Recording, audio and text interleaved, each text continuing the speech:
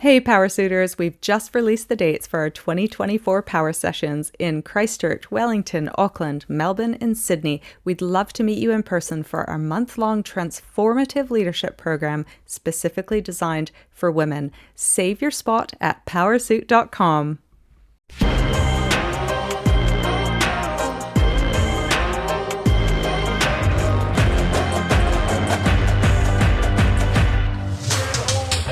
Welcome to Power Up, the podcast that uncovers the unique challenges women leaders face today. Join your hosts Nat and Kristen as we dive into the tough topics and provide actionable insights you can apply right now. Don't forget to hit subscribe so you don't miss any episodes. Decades of studies have shown that diverse leadership teams outperform on virtually every business metric. What are some of those metrics, Kristen? Profits, cash in the bank. We know that diverse representation at all levels, particularly those upper levels and board levels, increase company profits and increase the valuation of that business. And productivity doubles when gender discrimination is eliminated within organizations. And not only that, but women in the workforce, or lack thereof, is costing the global economy $7 trillion each year. And we've just updated our gender equity wishes for 2023 to our gender equity wishes for 2024. And another fact that we can say conclusively is change is not happening fast enough, because there wasn't actually a huge amount of change. So today we thought what we would talk about is 5 ways that we can all participate this year. Male, female, leader, first-time employee, in changing and pushing and driving this change so that when we release our 2025 wishes for gender equity, we can bring in some cool new stats. Absolutely. And actually credit to Lean In, and I think it's McKinsey that does a study every year about women in the workforce. Are they leaving it? Answer is yes. They're still leaving post-pandemic. They left pre-pandemic. There's still an issue. So thankful that some organizations are producing great reports on this, and so that we have proof in order to carry on the good fight. Yeah, let's assume we're all across why it's such a good thing to have, because it has almost been conclusively proven, which most things can't be in life. This one has been. In good news, I think we had a real cracker of a start to 2024 with a bunch of calls and emails and requests for speaking gigs, and with people internally in organizations wanting to talk about their pipeline problem and recognizing the need to add investment in women as a separate element to their professional development to really just get on top of this problem once and for all, or at least make real progress on it. So congratulations to everyone who is actually going, we've gone past recognizing it, we understand why it's so valuable, and now we're really taking action. Just very quickly, DEI has a really bad name. These one and done tick box things haven't really moved the needle. Should we just quickly address that? Yeah. What is the deal? How are we going to overcome? Does it need a rebrand? Because some of these things we're going to talk about are the classic, fit in the DEI box. What are your thoughts? Well, I mean, we actually in the newsletter mentioned this as well, that the problem with anything that is checkbox or forced upon people is it often has the opposite effect.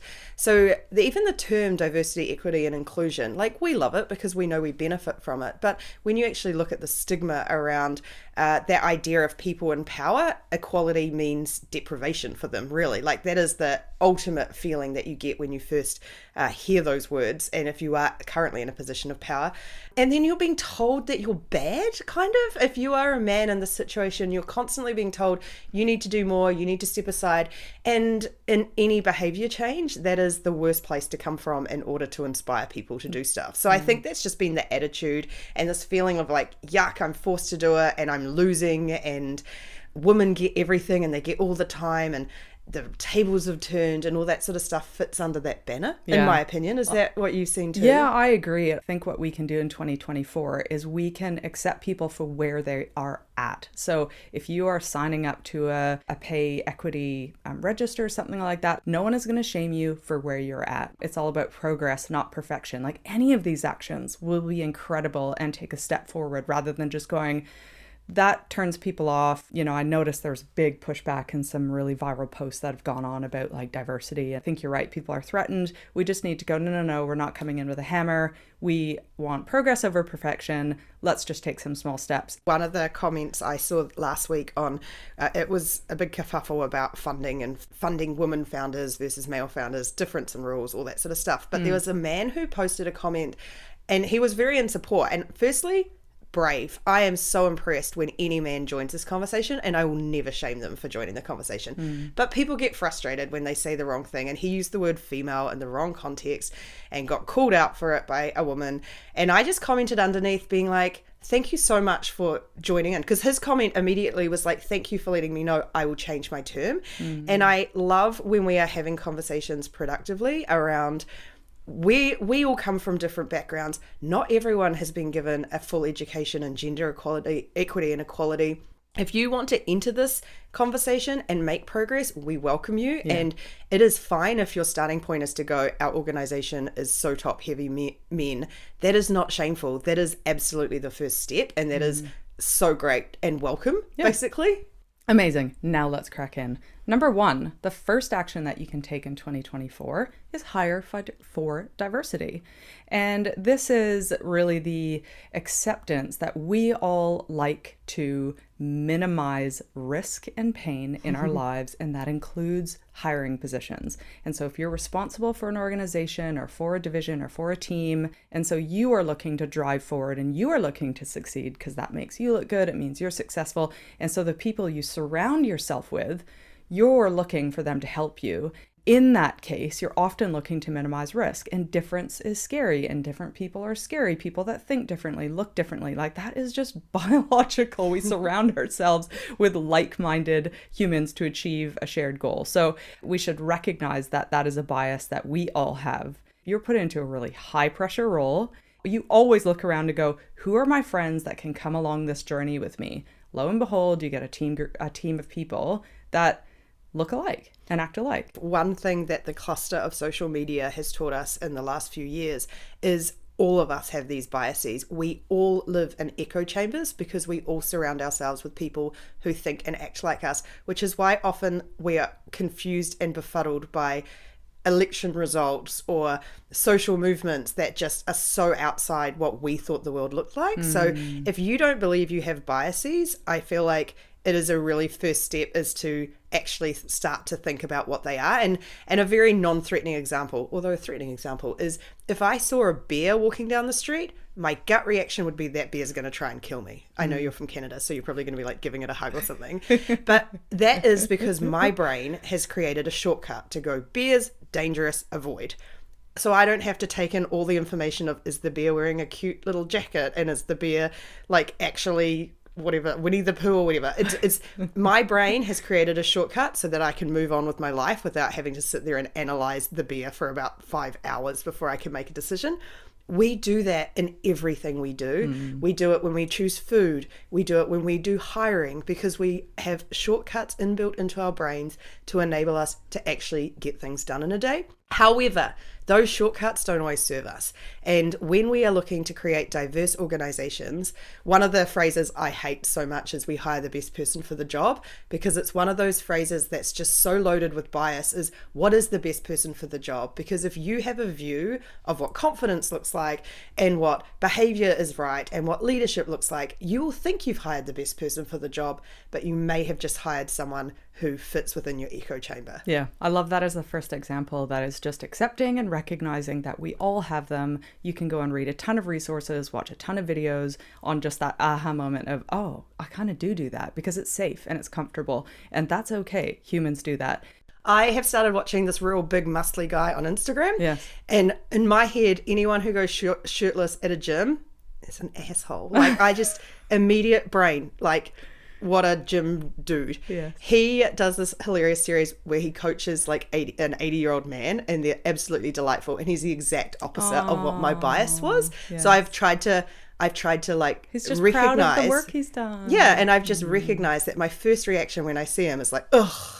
and then I have to like overcome that feeling. Okay, I have another one. And it was from watching the Beckham documentary on Netflix. I think everyone thought they knew who Victoria Beckham was because of the persona that she represented, because she was quiet, she was trying to be private, she was trying to run a business. We just slagged her off for years and years and years. Maybe inside my head, I didn't publicly. I don't really care that much. All Kristen would talk about. But honestly, after the Beckham documentary, I was like, she's amazing. She's awesome. She's a powerhouse. Yeah, she's a powerhouse. And all you had to do was just get to know the human, as much as, of course, she let you get to know her. But it was quite a vulnerable show that you're like, oh, you just have to spend time with people, and then you break down those barriers. What was it? What's your actual car? Was it a Rolls Royce Victoria? No. And I think on that front, women can have biases around women as well. And especially when it comes to recruitment, we know there's a bunch of research on it that women show a preference for male candidates at every step of the hiring process as well. So it is not just a men's issue. And I've been reflecting on this a bit because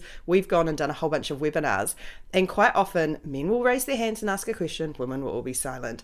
And I had a bias about that I'd be like, they're so checked out, and like I'd come off really frustrated. And I remember that a couple of years ago. And now I've made a conscious point of looking at why that might be the case and recognizing different communication styles, and that my bias was towards people who were loud and engaged face to face. And I need to change that bias to really recognize and celebrate people who think internally and write later, because that's the opposite of me, and that's going to be the biggest help for me as someone who's different from me. Amazing. Before we move on to number 2, I'd just like to give a shout out to all the people and HR people that are reviewing their job descriptions, like things like nice to have as opposed to must meet specific criteria, and even the language that we use, gendered language. And so I love that we're doing that, because most women that says must have will go, oh, actually I shouldn't say that. There are some people that go, I must meet that requirement. Well, before. I'm not comfortable lying. Exactly.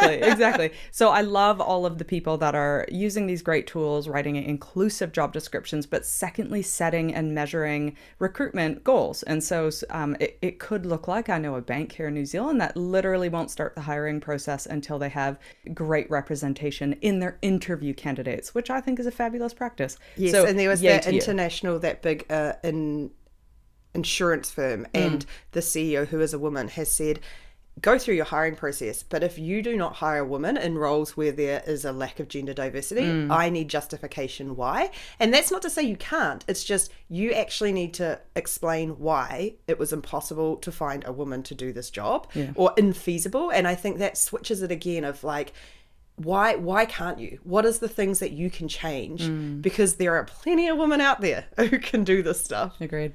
Number 2, fix the broken rung. And this is so interesting. There is a general acceptance that actually it's the glass ceiling that is the biggest obstacle in the way of women, but in fact it isn't. It's the very first step on the career ladder, and we know that from stats, and that is going from, I suppose, your initial hire into moving into a people leadership or a management role.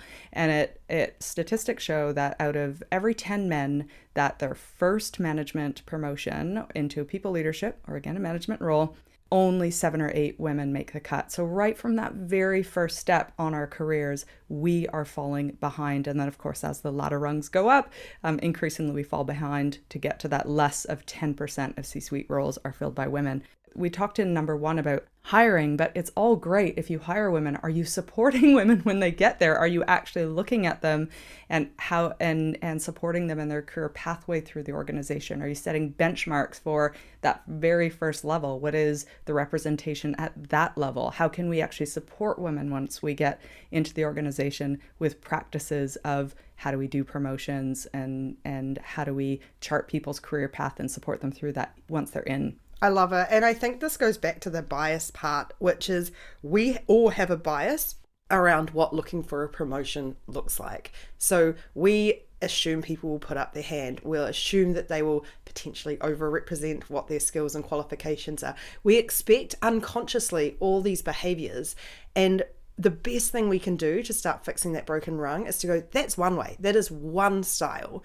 What about the other style, which is someone who may be less forward with selling themselves, or who may actually need to be told because they've come from a totally different background, and this is not just for women, that they're actually up for it and that they could do it. Like there is a totally different set of behaviors and experiences that we actually, if we start to identify more than one style, we'll find it a lot easier to identify top talent earlier. Yeah.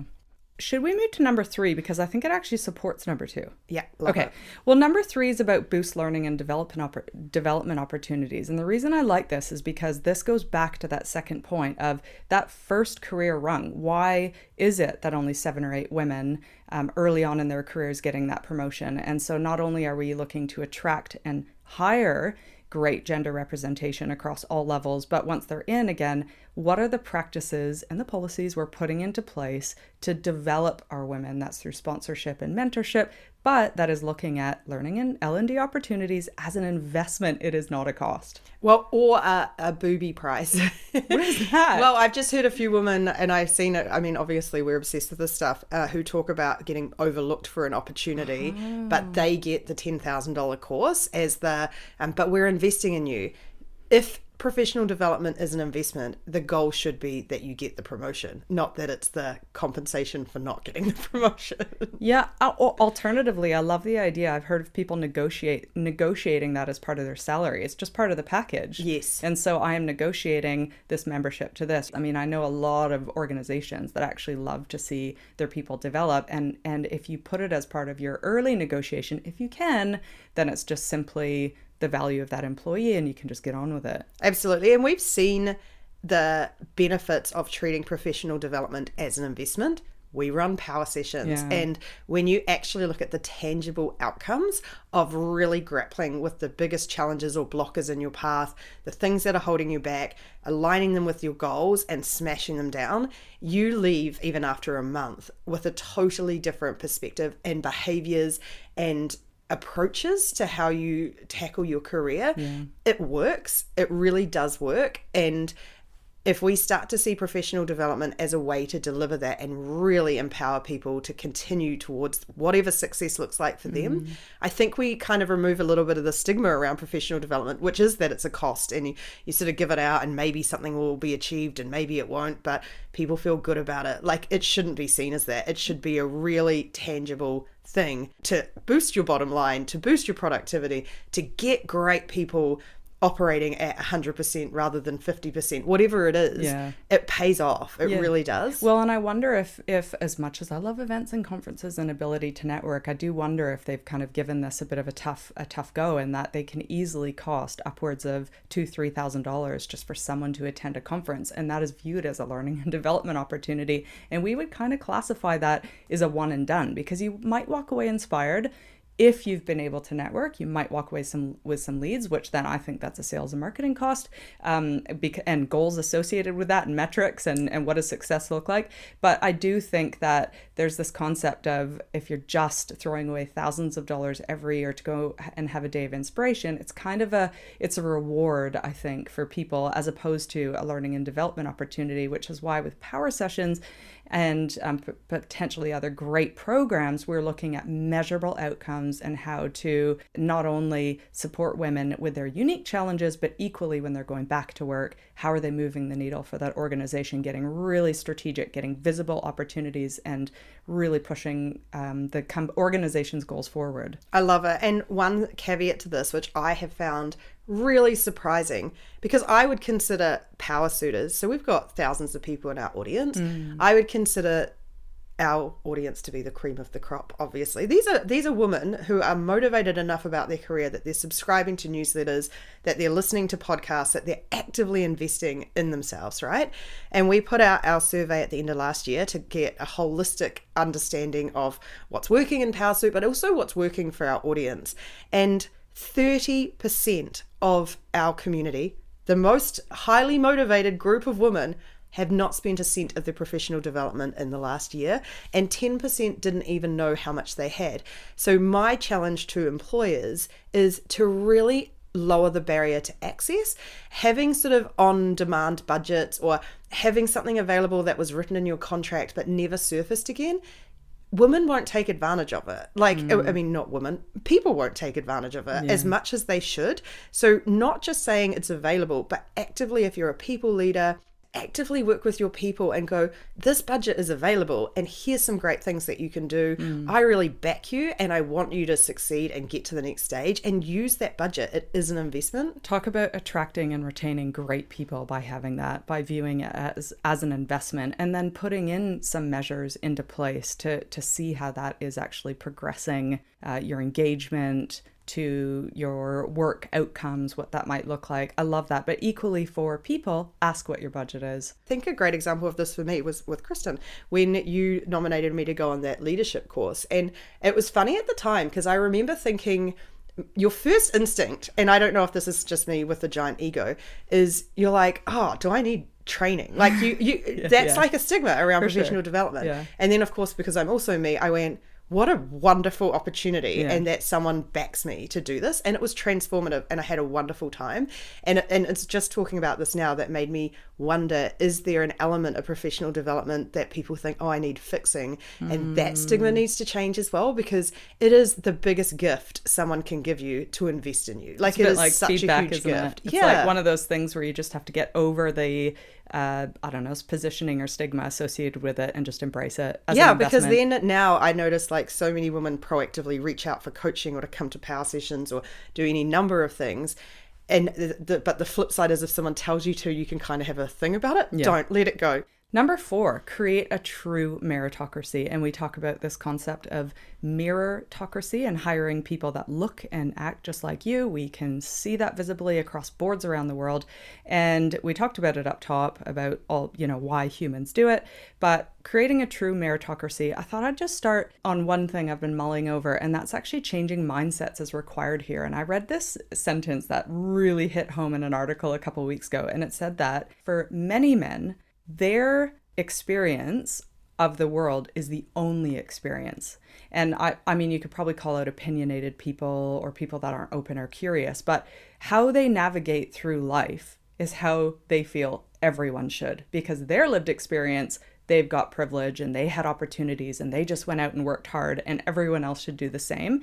And so there's this concept of that the right person gets the job just because in my lived experience, I could just get the job. And it is so interesting that mindset shift. So there's a mindset. The shift doesn't happen until they can have empathy and see other people's lived experiences. And you know when it happens, Nat? Because we've seen it happen. They go, I have a daughter. They go, oh, I've got a daughter. Or they say, oh, my wife had to go into the cubicle in the toilet at work to breastfeed our baby or to pump milk during a lunchtime, and how demeaning and how terrible that my wife had to go through that. And only then, when they start to experience and have empathy for other people's experiences, mindsets shift on meritocracy. We know this. We're 2 white women. Privilege is invisible often.